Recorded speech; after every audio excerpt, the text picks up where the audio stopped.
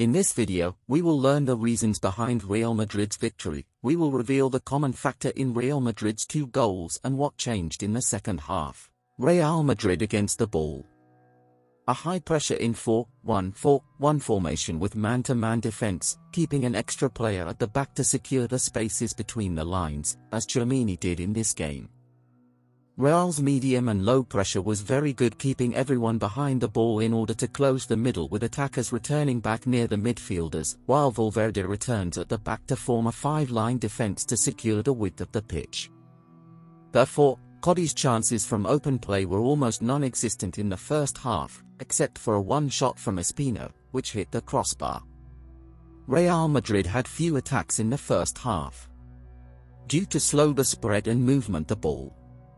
We can see in the picture, the lines are far apart. Furthermore, the attacking connection was weak in the deep central area, so Real Madrid often tends to play on the side, especially the right one, with the rise of Vázquez and Modric next to Valverde and Rodrygo. Here is another example to illustrate the slow spread and movement of the ball. Note that Real Madrid's defensive line plus the midfielders equals 7 players behind the ball, while the attacking trio of Valverde, Rodrygo and Vinicius Jr. remained between the 10 players from Cadiz, which defended with a 4-4-2. Here Modric moves to Vázquez on the right-hand side. Real Madrid needed 8 seconds to add just 2 players alongside the attacking trio. Therefore, this slowness causes an increase in the number of players in the ball area, as we see 4 players watching Valverde and Vázquez. Valverde passes, and in the end the game ends in favor of Cadiz. Real Madrid's threat appeared when the ball moved and a play switch happened quickly. First example. Tchouaméni comes out of the crowded area to pass to Modric in the empty space. Modric receives the ball and advanced with it, then he took the shoot, but he missed it.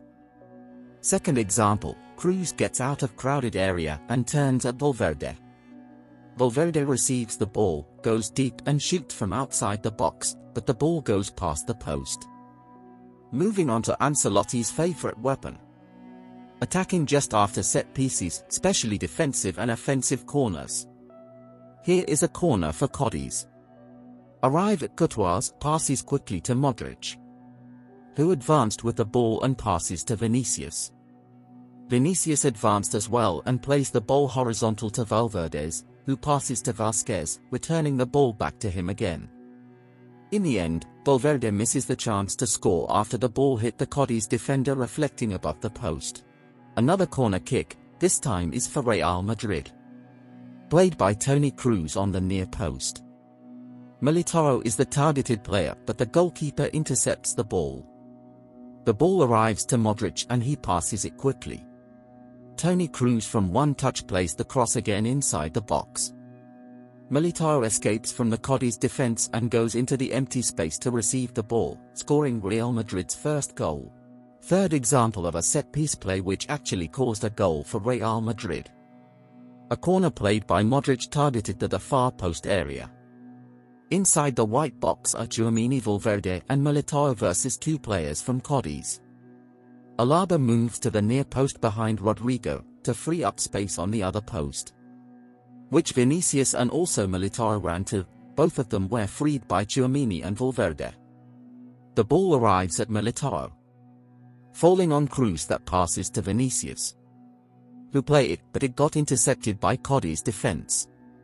Toni Kroos reaches it and from one touch shoots a rocket into Cadiz MEG to score the second goal. We return to one of the most important offensive weapons of Ancelotti, counter-attack. In this example, Vázquez cuts the ball, turning of Real Madrid midfield, a pass to Vinicius. The attack ends with a shot by Vinicius which was saved by the goalkeeper. Another example, Real Madrid with low defense and Alaba clearing the ball landing at Toni Kroos. Notice Modric scanning around, to collect the necessary information before receiving Kroos's pass. Here Modric decided to pass to Vinicius and with one touch. What was the reason behind that? The reason was that on the other side Valverde was being watched from the left back. Vinicius goes off advancing the ball to the last third. Passes horizontally to Modric, Vázquez and Valverde. But in the end Modric misses a goal opportunity strangely.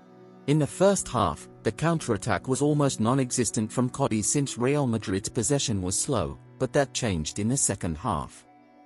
Real Madrid played the ball faster, they lost possession more and more. Cadiz therefore had some dangerous moments on the counter-attack. Example 1, Toni Kroos loses his balance and his pass goes to Farley. Cadiz defender intercepts the pass before Rodrygo and turns the play.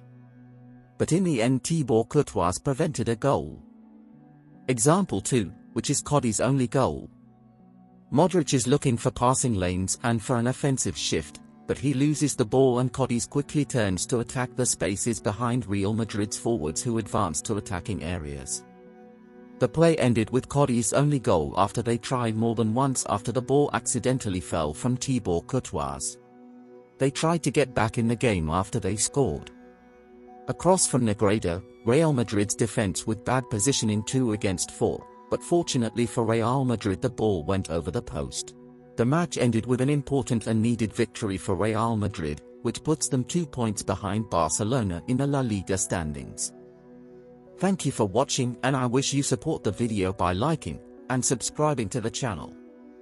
Leave your comments and suggestions down below, we will always read them.